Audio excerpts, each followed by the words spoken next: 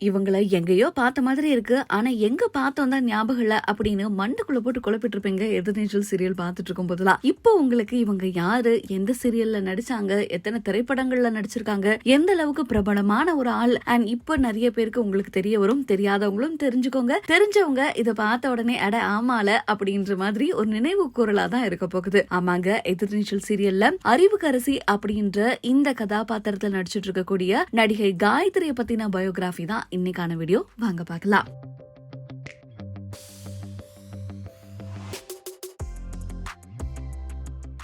நடிகை காயத்ரி இவங்க எடுத்துக்கிட்டோம்னா பிறந்தது வளர்ந்தது எல்லாமே சென்னை அப்படின்னு தான் சொல்லப்படுது. அண்ட் இவங்க ஃபேமிலி ரொம்பவும் மிடில் கிளாஸ் அப்படின்னு சொல்லப்படுது. அதுவும் ஸ்பெசிஃபிக்கா லோ மிடில் கிளாஸ் அப்படின்ற மாதிரி தான் இவங்களே ஒரு பேச்சு நிகழ்ச்சியில சொல்லியிருக்காங்க. அண்ட் மோர் ஓவர் இவங்களோட அப்பா பாத்தீங்கன்னா ஆட்டோகார் தானாங்க. அண்ட் இவங்களோட அம்மா ஒரு ஹார்ட் பேஷண்டா. அப்பாவுக்கு ஒரு நாளைக்கு சம்பளமே 150 ரூபாய் தான். இவங்களுக்கு சொந்த ஆட்டோ கிடையாது, வாடகை ஆட்டோ அப்படின்னு சொல்றாங்க. அண்ட் கூடவே இவங்க அம்மாவும் ஹார்ட் பேஷண்டா இருந்ததோட வீட்டு வேலையும் பார்த்திருக்காங்க. காரணம் இவங்களுக்கு 4 பெண் குழந்தைங்களா. அதுல 3வது பெண் குழந்தையா தான் காயத்ரி இருக்காங்க. இவங்களோட சிஸ்டர்ஸ் பத்தின விவரங்களை என்னைக்குமே எந்த ஒரு நேர்காணலையுமே இவங்க சொன்னது கிடையாது. இவங்களை பத்தி தான் ஒரு டாக் ஷோல சொல்லியிருக்காங்க. அண்ட் இவங்களுக்கு சினிமால நடிக்கணும் அப்படின்னு சின்ன வயசுல இருந்து எந்த ஒரு ஆசையும் கிடையாதாம். சினிமா பின்னணி கூட கிடையாது அப்படின்னு சொல்லப்படுது. ஆனா குடும்பத்தோட வறுமை காரணமா தான் இவங்க நடிக்கிறதுக்கு வந்திருக்காங்களா. ஒரு சின்ன ஒரு விஷயம் இவங்களுக்கும் சினிமாவுக்கும் இருக்கக்கூடிய ஒரு தொடர்பு என்ன அப்படின்னு பாத்தீங்கன்னா, இவங்களோட அத்தை ஒருத்தவங்க சினிமா ப்ரொடக்ஷன்ல பாத்திரம் கழுவுற வேலை பாக்குறவங்களா. அப்படி இருக்கும்போது இந்த ப்ரொடக்ஷன்ல மீந்த சாப்பாடு எல்லாமே இவங்களுக்கு நடு ராத்திரில எடுத்துட்டு வந்து கொடுப்பாங்களா. அப்படி ப்ரொடக்ஷன் சாப்பாடெல்லாம் கூட இவங்க அடிக்கடி சாப்பிட்டுருக்காங்களா. அப்ப உங்களுக்கு ஒரு ஆசை இருக்குமா, சினிமா ஷூட்டிங் எப்படி நடக்குது அண்ட் ஷூட்டிங்ல உட்கார்ந்து அந்த ப்ரொடக்ஷன் சாப்பாடை நம்ம சூடா சாப்பிடணும் அப்படின்ற மாதிரியான ஒரு ஏக்கம் இவங்க மனசுக்குள்ள எப்படி இருக்குமா. அப்படிதான் இவங்களுக்கு சினிமால ஒரு சின்ன ஆசை வந்திருக்கு. அண்ட் இவங்களோட குடும்ப சூழ்நிலையினால இவங்க என்ன பண்றாங்க, காலேஜ் படிச்சுட்டு இருக்கும் போது ஜூனியர் ஆர்டிஸ்டா வேலை பார்க்கணும் அப்படின்ற வாய்ப்பு வரும்போது அதுக்கு நடிக்க போறாங்க.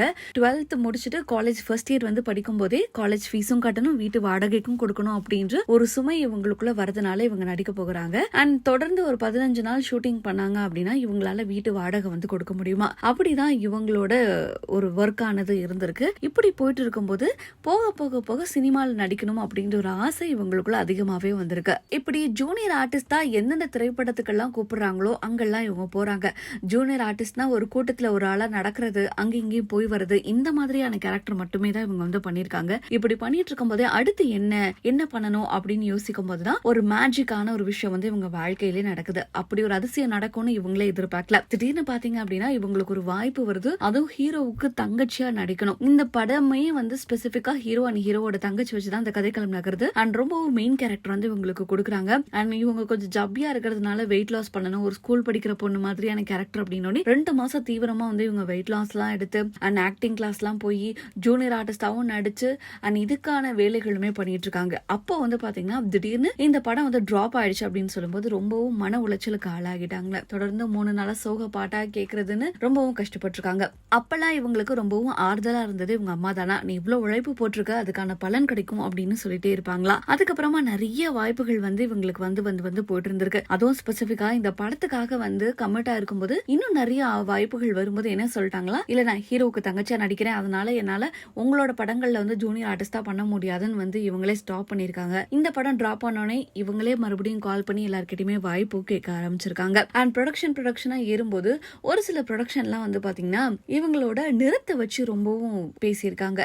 நீ என்னமா இவ்வளவு கருப்பா இருக்க, ஒரு ஆப்பிள் ஜூஸ் குடி, ஃப்ரூட் ஜூஸ் குடி, இப்பதான் ஸ்கின்னுக்கான நிறைய ட்ரீட்மெண்ட்லாம் வந்துருச்சு, நீ அந்த மாதிரி ட்ரீட்மெண்ட்லாம் எடுத்துக்க கூடாது அப்படின்னு சொல்லி இவங்கள மன உளைச்சலுக்கும் ஆளாக்கியிருக்காங்க. இப்படி இருக்கும்போது சரி அட்லீஸ்ட் ஹீரோனோட ஃப்ரெண்டுக்காவது அந்த ஒரு கேரக்டர் நடிச்சா கூட ஓகே, நமக்கு கிடைக்குமா அப்படின்ற மாதிரி அதுக்கும் ட்ரை பண்ணிட்டு இருந்திருக்காங்க. ஹீரோயின் ஃப்ரெண்டா ஒரு படத்துல கமிட் ஆகி நடிக்கிறாங்க. கிட்டத்தட்ட 45 நாள் அந்த ஷூட்டிங் நடக்குது. வெயில் பனின்னு பார்க்காம கடுமையா நடிக்கிறாங்க. ஹீரோயினுக்கு க்ளோஸ் அப் ஷாட் வைக்கும்போது கூட இவங்களும் வெயிலே தான் நின்றுருக்காங்க. அப்படி 45 நாள் கஷ்டப்பட்டு நடிச்ச படத்துல ஒரே ஒரு சீன்ல மட்டும் தான் இவங்க வருவாங்களா. தியேட்டர்ல பார்த்தா மத்த சீன்ல இருக்க மாட்டாங்களா. அது கூட இவங்களா சொன்னாதான் அந்த சீன்ல இவங்க இருக்காங்க அப்படின்றதே தெரியுமா. அந்த அளவுக்கு ரிஜெக்ஷன் இவங்க ஃபேஸ் பண்ணியிருக்காங்க இவங்களோட லைஃப்ல. இவங்களால எந்த அளவுக்கு ஹார்ட் ஒர்க் போட்டு முடியுமோ அந்த அளவுக்கு ஹார்ட் ஒர்க் போட்டு சினிமால வாய்ப்புகள் வந்து தேடிட்டே இருக்காங்க. அப்படி இருக்கும்போதுதான் 2015 திடீர்னு இவங்க அம்மா வந்து இறந்துடுறாங்க. நடிகை காயத்ரி அவங்களுக்கு அவங்களோட அம்மா இழப்பு ஒரு மிகப்பெரிய இழப்பா இருக்கு. மனம் உடைஞ்சிடுறாங்க. உடம்புல தெம்பு கிடையாது. ஷூட்டிங்கா போகிறதுக்கான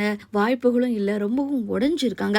அப்பதான் இவங்களுக்கு வந்து ஒரு சீரியலுக்குள்ள நடிக்கணும் அப்படின்றதுக்கான வாய்ப்பு வருது ஒரு சேனல்ல இருந்து. அதுக்கான ஆடிஷன் போறாங்க. சரிமா நீ தான் நடிக்க போற, இதுதான் காஸ்டியூம், இப்படி எல்லாம் ட்ரெஸ் பண்ணிக்கோ அப்படின்னு சொல்லிடுறாங்க. நகையை வித்து அந்த ஷூட்டிங்க்கு ஏற்ற மாதிரியான காஸ்டியூம் எல்லாம் வாங்கி சரி இன்னும் கொஞ்ச நாள்ல ஷூட் போக போறோம் அப்படின்னு நினைச்சிட்டு இருக்கும் போது திடீர்னு அந்த டைரக்டர் கால் பண்ணி இல்லம்மா ஷூட்டிங் வந்து தள்ளி வச்சிருக்காங்க அப்படின்னு சொல்லிடுறாங்க. அப்புறம் மேக்கப் மேன் கால் பண்ணி என்ன சொல்றாரா, என்னம்மா உன்னோட கேரக்டர்ல வேற ஒரு பொண்ணு நடிக்குது, நீ நடிக்கலையா அப்படின்னு கேக்குறாங்க. எகைன் இவங்க டைரக்டருக்கு கால் பண்ணி கேட்க சேனல் ஒன்னு வேணான்னு சொல்லிட்டாங்கம்மா அப்படின்னு சொல்றாங்களா. அது ரொம்ப பெரிய ஐடியா இருக்கு, இதுக்கப்புறம் எனக்கு இந்த நடிப்பே வேணாம் அப்படின்னு சொல்லிட்டு நான் படிக்கிறேன்டா, இந்த ஷூட்டிங்க்கும் சினிமாக்கும் ஒரு கும்பிடு அப்படின்னு சொல்லிட்டு சிஏ படிக்கலாம்னு அங்க ஜாயின் பண்றாங்க. இப்போ இவங்க வீட்டையும் பார்க்கணும், இவங்க படிப்புக்கான செலவையும் பார்க்கணும், இவங்களையும் பார்த்துக்கணும் அப்படின்ற ஒரு நெருக்கடியான சூழ்நிலை வருது. ரொம்பவும் கஷ்டப்படுறாங்க. அப்படி இருக்கும்போதுதான் கலர்ஸ் தமிழ்ல இருந்து ஒரு வாய்ப்பு வந்து வருது சீரியல்ல நடிக்கணும்ட்டு. அவங்க கூப்பிடுறாங்க. இவங்களோ நீ ரிஜெக்ட் பண்றதுக்கு முன்னாடி நானே ரிஜெக்ட் பண்றேன், எனக்கு வேணாம் அப்படின்னு சொல்றாங்க. இல்லமா ஒரு ப்ரோமோ ஷூட் தான், ஒரு 3 நாள் தான் வந்துட்டு போ அப்படின்னு சொல்றாங்க. சரி இந்த ப்ரோமோ ஷூட்டுக்கு போனா காலேஜுக்கு ஃபீஸ் ஆவது கிடைக்கும், நம்ம வந்து இதுல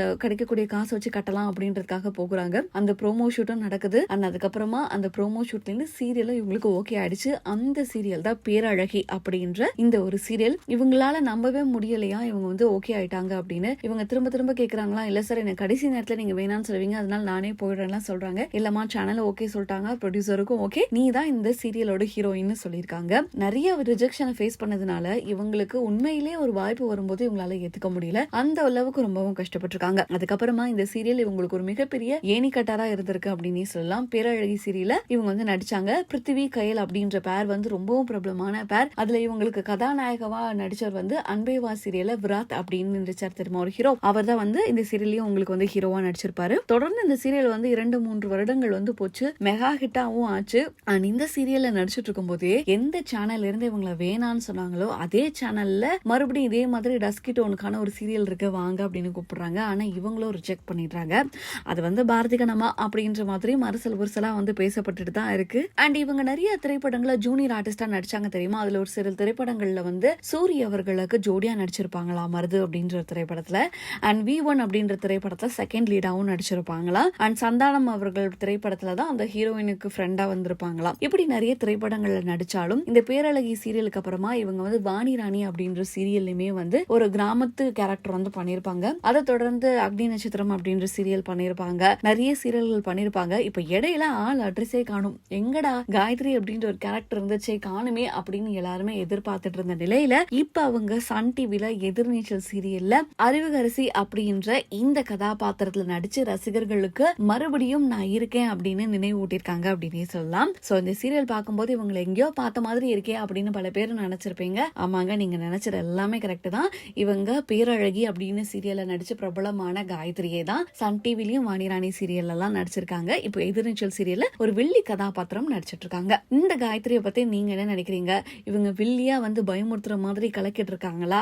உங்களுக்கு இவங்களை எந்த அளவுக்கு பிடிச்சிருக்கு அப்படின்றதையும் கீழே மறக்காம கமெண்ட் பண்ணுங்க. அண்ட் அடுத்த பயோகிராஃபி எந்த பிரபலத்தோடது வேணும் உங்களுக்கு அப்படின்றதையும் மறக்காம கீழே கமெண்ட்ஸ்ல தெரிவிங்க.